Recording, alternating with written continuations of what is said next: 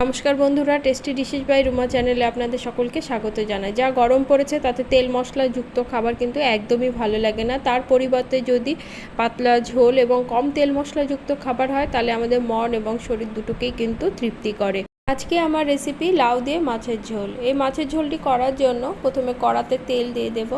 তেল গরম হলে মাছগুলো আমি দিয়ে দেব। মাছগুলো আমি ভালো করে ধুয়ে লবণ হলুদ মাখিয়ে আধা ঘন্টার মতো রেখে দিয়েছিলাম। এক পিঠ হয়ে গেলে তারপরে অপর পিঠের জন্য উল্টে দেব। দু পিঠ বেশ লাল করে ভেজে আমি তুলে নেব। মাছগুলো আমার ভাজা হয়ে গেছে, এবার আমি মাছগুলো তুলে নিলাম। এবার ওই কড়াতেই আরেকটু সর্ষের তেল দেব। তেলটা গরম হলে তাতে ফোড়ন দেব তেজপাতা, গোটা জিরে এবং বেশ কিছুটা কাঁচা লঙ্কা। আমি 3-4টের মতো কাঁচা লঙ্কা চিড়ে দিয়েছি। ফোড়ন থেকে সুন্দর গন্ধ বেরোলে একটু বড় করে কেটে রাখা আলু দিয়ে দেব। আলুটা দিয়ে কিন্তু একটু ভেজে নিতে হবে।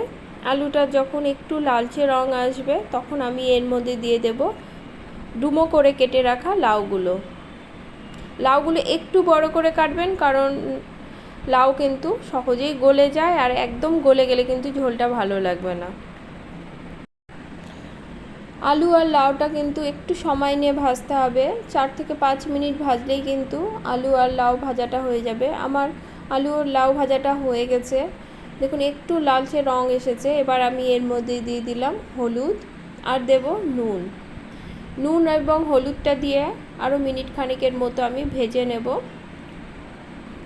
হলুদের কাঁচা গন্ধটা চলে গেলে আমি এর মধ্যে দিয়ে দেব 2 চামচের মতো আদা এবং জিরে বাটা। আমি আদা এবং জিরে একসঙ্গে বেটেছি। আপনারা চাইলে জিরের গুঁড়ো ব্যবহার করতে পারেন। মশলাটা দিয়ে কিন্তু আমি অল্প করে জল দেব এবং মশলাটা কিছুক্ষণ ধরে কষিয়ে নেব। মশলাটা যত ভালো করে কষানো যাবে মাছের ঝোলের টেস্টটাও কিন্তু ততটাই বেড়ে যাবে। মশলাটা আমার কষানো হয়ে গেছে। এবার আমি এর মধ্যে দিয়ে দিলাম জল। জলের পরিমাণটা একটু বেশি দেব, কারণ ঝোলটা একটু পাতলাই ভালো লাগে। ঝোলটা ভালো করে মিশিয়ে নিয়ে বয়েল আসতে দেব। আমার ঝোলটা বয়েল চলে এসেছে। এবার আমি এর মধ্যে ভেজে রাখা মাছগুলো দিয়ে দেব। মাছগুলো দিয়ে আবারও ভালো করে মিশিয়ে নেব।